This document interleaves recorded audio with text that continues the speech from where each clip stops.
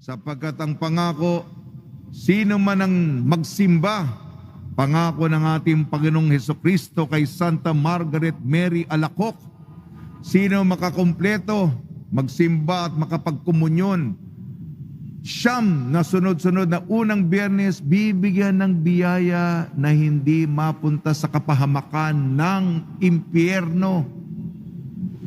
Malaking bagay yan.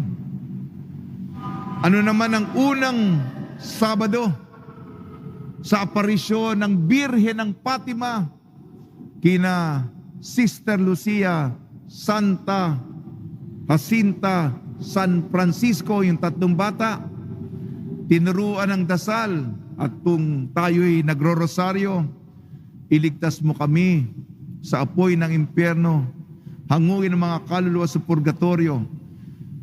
Itong 5 sunod-sunod na unang Sabado, ang debosyon upang hindi tayo magtagal sa purgatorio.